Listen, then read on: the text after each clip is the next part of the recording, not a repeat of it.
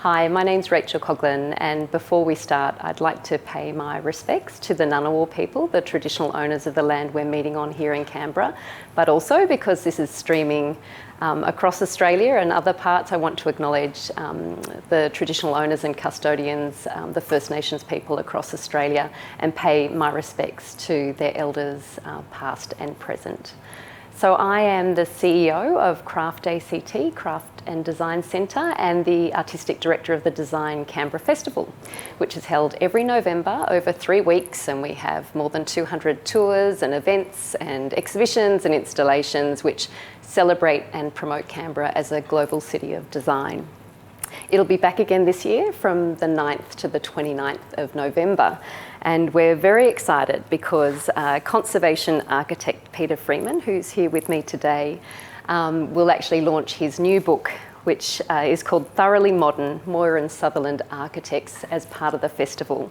And Peter has written numerous books, in fact 16 he tells me, and he's studied the work and contribution of the architects Moyer and Sutherland since 1997. So I'm very excited to have this opportunity to talk to Peter today and learn a little bit more about this project and his book. He's amazingly drawn on the Moyer and Sutherland archive here at the National Library of Australia's Preservation Lab. We're standing before some beautiful hand-coloured drawings, original drawings, and Peter in fact helped to catalogue these archives as well, so they've played a really significant part in this book. And so I'm a great fan of Moyer and Sutherland's work, but I probably don't know anywhere near as much about them as you do, Peter. So maybe we'll start with, who were Malcolm Moyer and Heather Sutherland? Thank you. Both came from Caithness in the top of Scotland, and I think very hardy people. And they were hardy in the sense that they could actually deal with pretty much anything, and that's what they did. They met in a very different way. He lived in a very humble place, and his father was a forester, and they used to go all around New South Wales. In the end, when it came time to go to university and he had to go to architecture, his mother, Dulcie Bella, said, "We'll go to Sydney together, and you'll make a home for me." So he designed a house. On the other hand, Heather had a very, very rich father and very rich predecessors, and she could pretty much get what she wanted. She actually entered university something like 3 years after Malcolm. Right.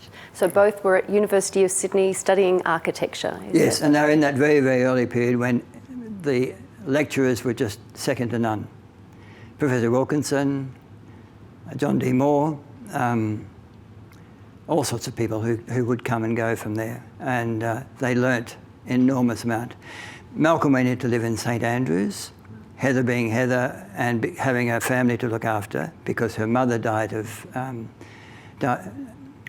influenza in 1919, so she had to go back to the house all the time to look after the children, the 3 other children. And so I know their residential home at 43 Melbourne Avenue in Canberra, but can you tell us, I know a few have been demolished, but what are a couple of other buildings that they've designed in Canberra that people might have known about? Well, people don't know about the Brisbane building, which was built opposite the Sydney building, and it was built at a time when Civic was actually coming alive at last.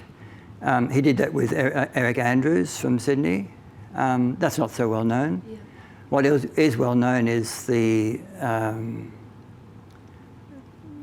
buildings at Evans Crescent, the series of 6 out of 7 buildings that Moyer and Sutherland designed. Yeah.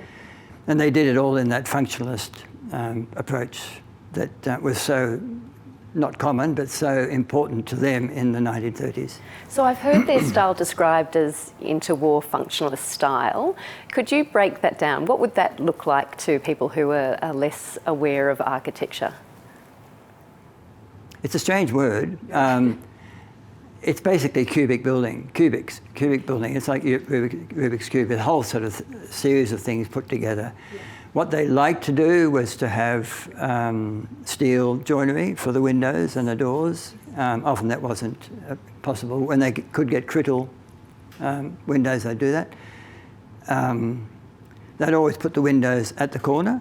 So in a way, there's a cutaway from the cube, but in a way that was like a sort of mystery to actually include that within the building, and it created a really excellent sort of photogenic feel. And then a flat roof which had a parapet right round. Right, okay. And so I'm really interested that they arrived in Canberra in those interwar years. I spent a long time working at Old Parliament House, which of course opened in 1927, and I spent many years living in a house in Ainslie, one of the 1927 FCC type homes for the public servants who came. A timber house, really beautiful. That's one of the ones I've put in the list. Oh, great, yeah, it's really beautiful in the Corroboree Park Heritage Precinct. And so I'm very fond of that period because it strikes me as a time for Canberra where there was a lot of optimism and hope about finally establishing this national capital, but then it was really thwarted by the Depression and then the wars. So there must have been a lot of emotions around in that time. And in your notes, I read Malcolm arrived in 1927, so that's a really pivotal time in Canberra's history, and Heather in 1936. And so I'm really interested in how their work was influenced by the social events and political movements of that time. Can you speak to that? Well, can I just say, the Federal Capital Commission Architects Department of that period was probably second to none in the world. Wow. It was extraordinary. There were people coming from all over the place to work there. And it's no wonder that Malcolm actually, when he could find no more work in Sydney, he went there. Would he have been invited to be part of the FCC? No, he would have applied. And he was there 3 years, and then he was basically pushed into the Department of Works, Commonwealth Department of Works, and then within 5 months he was pushed out of that. And there's a very interesting case called the Architects case, where he and 7 others went to court and said, why have you done this to us? Because you know you need to have buildings done. We know there's a depression, but you're going to get rid of this wonderful talent we've got. In fact, that was all dismissed in the end. Now, your question was? The question is about, there was a lot going on in the world in the 20s and 30s and 40s, and, what were some of those social or political movements that might have influenced their practice, but also their engagement with the community? How did they engage in political debate? Did it influence their work? Heather, not so much, although she was cited later on in a series of newspaper articles about her capacity to both run a practice or be part of a practice, to keep a family, look after a family, and to basically produce buildings that were second to none. Malcolm was very, very different. He loved politics, in fact tried to be the first member for the House of Representatives in 1949. He was beaten by Dr. Knott. By a sliver, but he was also absolutely outgoing about the need to have good planning and to have kept the Griffin plan. Yes. And he kept on writing to the Canberra Times about this and talking to whoever he could talk about it. So they were very different people in that respect. Very stolid, and because they were Scottish, they actually could deal with anything. But he was determinedly public, and she was determinedly private. Right, right. Although Jack McNamara, who was one of the people who worked for them as a builder, a contractor, and did a number of buildings, said he couldn't speak more highly of Heather Sutherland. She was a wonderful, wonderful person. And he said that she could actually talk the leg off anyone, any builder or carpenter who gave her trouble. And it's really interesting. Obviously, there weren't many female architects at that time, and as you've pointed out, she kept her own surname and kept her own identity. She signed the plans herself.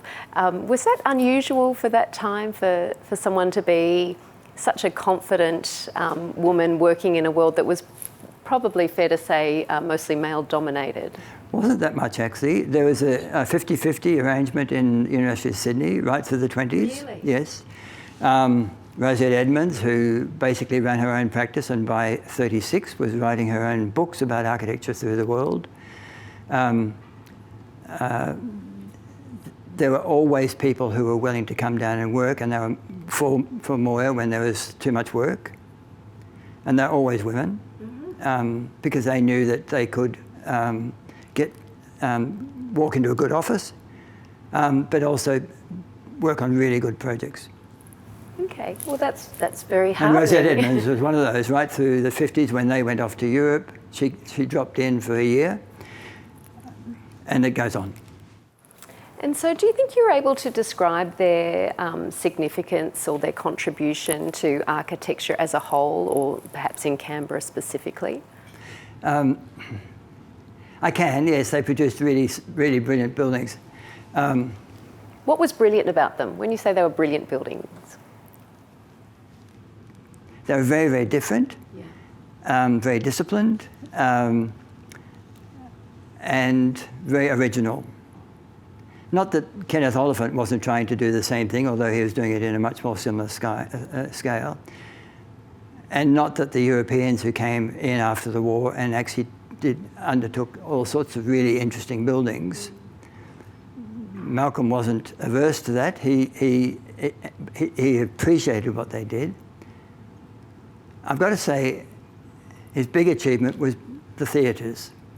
Right. He found a way to actually interest the community in living in Canberra, because without the theatres, there was nothing to do. Oh, they could go to Albert Hall, but there was no place that they could actually do nothing. So he did two things. Very early in the Depression, he became manager of the Capitol. Then in 36, he designed the Civic. And then he actually was asked to design other theatres after that. But the big thing was that he actually produced or had brought in some wonderful films. So he was a bit of an icon for the Canberra people. Yeah. You know, they had this theatre and they had really good films. So he designed the theatre and brought the films. Yeah. And that's quite an addition to the Canberra landscape of that time, isn't it? When it was still sheep paddocks in many areas. Yeah. And there's that story about Mary and Marnie Griffin, who came to their house, 43 Melbourne Avenue, in 37. She'd come back from America, I think, to actually fix up things after his death. And she came to his house and stood in the garden and stood there for a while, and Malcolm actually ended up having to go out and ask her who she was, and she said, I'm his wife, and the two buildings I like in this place are the Civic Theatre and this building. That's amazing, isn't it? That's an extraordinary commendation. And that's come right through the Moyer family. Yeah. You know, every one of the family know about it. Yeah, that's wonderful. That's really extraordinary. Which I guess makes it even more extraordinary that probably the names Moir and Sutherland are not as well known outside of architecture as perhaps they ought to be. So your book might really help to kind of build some awareness of them. Perhaps. Yeah. Perhaps. Yes, it's known. I mean, their work is known, but it's not widely known. And I guess what I felt in 97, and I've felt ever since for 23 years, that this has got to be done. Yeah. And I hope I'm doing the right thing. Yeah, well, in fact, you know, so not only drawing on the amazing archives here in the National Library of Australia, their collection is extraordinary, but helping to catalogue them with your wife Tanny is just an amazing contribution to the design sector as a whole. But that must have been such a privilege to be going through we were those amazed. archives. We were So, amazed. you know, what did you find? How did you feel when you were finding, I'm assuming, personal and professional documents? Yes. And what did you find? Well, pretty much every document, because we would actually either photograph the document, we certainly would photograph the drawings, and there'd always be an annotation at the bottom somewhere or other, which was fairly direct, often fairly snide, often about the quality of the client, but then there's often client letters with the same sort of annotation on it. So it was dog-eat-dog sort of thing, I think. Did they get any repeat business? Was that a problem, those relationships? Or? Well, I was telling you about the Osmond House in Ord Street. That was extraordinary because in 1943, I think. No, sorry, it was in the early 1950s. One of the Osmonds came up to Sir Malcolm and said, "Can you design a little house for us in Ord Street?" Because Ord Street had only just been built. Right. It was just a lane and turn. And he lived. That house was opposite Richard Urey, who designed the memorial, the Australian-American memorial, and he was next to Malcolm. So it was a little group. And they all lived next to Mervyn Jones, the policeman. The extraordinary thing about that group was that, or that house, well, the first extraordinary thing was in 1977, Mr. Osmond wrote to me and actually explained the entire sequence of what happened in that first years when Heather designed the building. Wow. It took 5 years to get it built for a whole lot of reasons, mainly about builders who wouldn't do their work. The next, after Heather died, Malcolm came along and actually added a second floor to the, or a top floor to the building. Yes. And then when he died in 1973, Angus, who was trying to work as a director for the newly badged Moyer and Sutherland with a Melbourne firm, right. He designed a garage. So it's a great pity that was pulled down because it was a wonderful selection of Moyer work. Absolutely, yeah. And so in going through the archive here at the National Library, which, I mean, how many items would be in that archive? Can you estimate? I don't know. If you've ever read the end notes to each chapter. Too many to mention. I'll never do this. And I think I might have made a mistake, but in the end notes, I actually put in the inventory of each of the properties, the houses or the other buildings that they built in that year. Yeah. And there may be people who are keen on that because they might find their family in it. Yes, of course. Yeah. And so going through these beautiful archival documents, did it change the way you understood Moyer and Sutherland? Absolutely. In what way? Absolutely. I was very lucky to have done the Kenneth Oliphant inventory the year before and a Life and Times. So I knew exactly how I wanted to do this one. I guess I was amazed by what they'd achieved and the fact of these two working together. But I was very helped by the work of Bronwyn Hannah, who's a historian in Sydney, who wrote two very, very important books about women architects in that period. And she had done me the good thing of interviewing all sorts of people about women architects. So not only did I have that, I had this wonderful volume of information about women architects in Australia, or in New South Wales in that time. Was Heather a role model for female architects? Not overtly, although she did, before she left, before she came down in 36, ostensibly to look after the children of Malcolm's after his first wife, Nance, died. And then she also was offered work there, and she hadn't had work for 4 or 5 years. In fact, she'd taken to writing books, which no one ever published. Oh. But there were books about architects, or how to be an architect, all that sort of thing. In those years, 34, 35, 36, she was giving speeches and talks all over the place about how women could be architects and what they can do, and how they can actually do that as well as their normal life. Yeah, right. And then when she got down here, as I was telling you before, in the first big Institute of Architects convention in Melbourne, 1951, she was picked out by the Argus as a luminous figure who could actually both run a practice and actually have children and get to these conventions. Wow. She had just come back from Europe, so I think Argus knew all about that because they included that. But yes, she was recognised. How do you think she was able to juggle in that way? How She's Scottish. Just Scottish. Just that's the only answer. It comes back to the same thing. Yeah. They could do anything. Just they could do anything. Work ethic, organised, disciplined. Yeah. She was, her stepsister was Joan Sutherland, the singer. Yeah. And I think they taught each other a few things. They didn't actually get on very well together, but they taught each other a few things. And so you mentioned earlier that Malcolm and Heather had travelled to the States, the United States, and you know, it's a wonderful idea to think there was an international perspective to the work that they did. Can you tell me a little bit about what took them over there, what they did while they were there, and what they brought back? Well, guess why they went to USA? Yes. They went to Hollywood first off. Oh, really? He went there because he knew all the actors, he knew all the people who had, did the films. And, oh, of course, it's all the theatre. Yeah.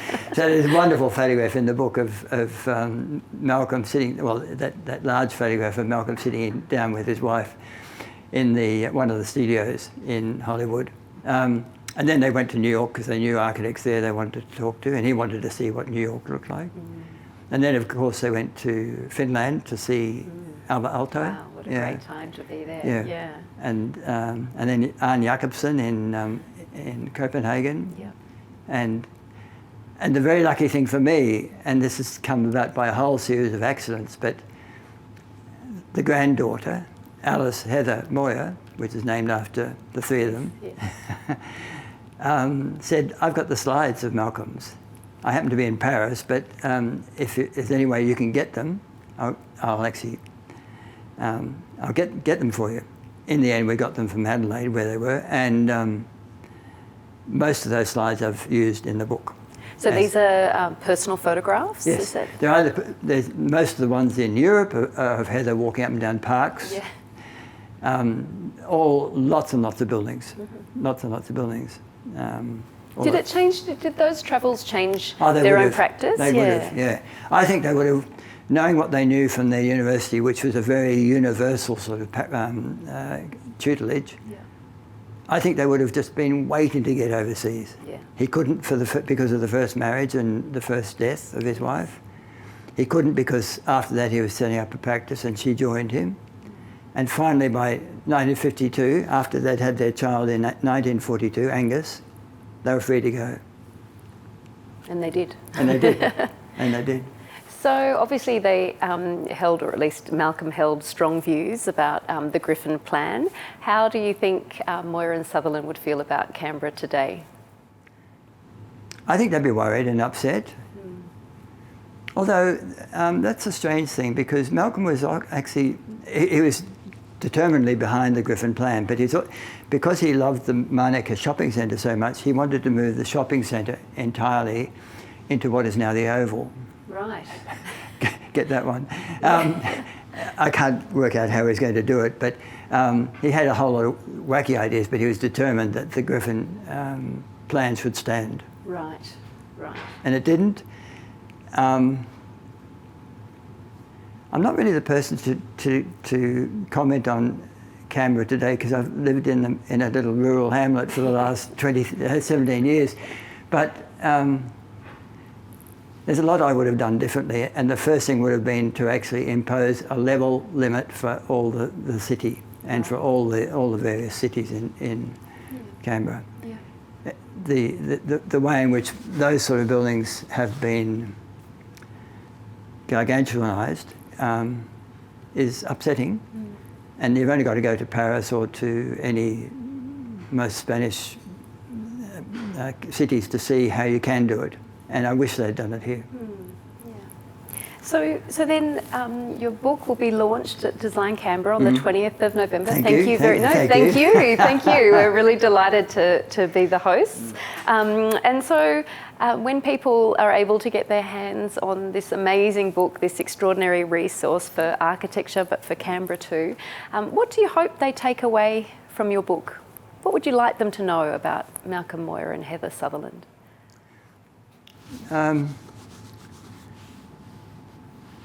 Well, for a start, the book is going to be 300 pages long.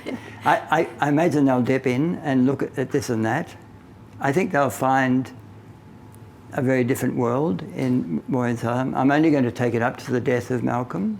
I was tempted to actually take it right into the work of Ward and Slater after he died.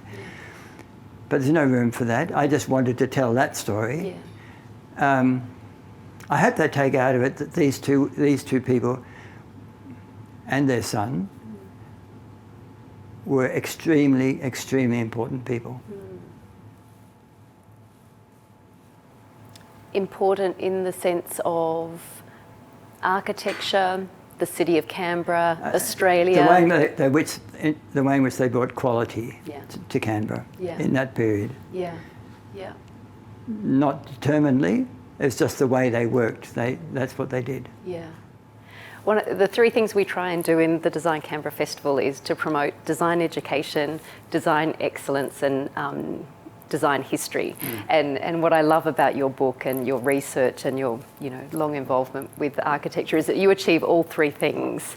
And it's just such an honour to bring it together. I love hearing the social history behind these beautiful designs. I love seeing the beauty in these hand-coloured drawings. It's quite exquisite. So thank you so much, Peter. We're super excited about having you in the festival this year, and this is just a wonderful contribution to the design sector. Thank you. Thank you. Thank you. I have to say that very surprisingly, and I don't know why, I do know why actually, but I was given an Order of Australia, not because of the architecture I did, it was because of the heritage stuff I did and the books. Yeah, right.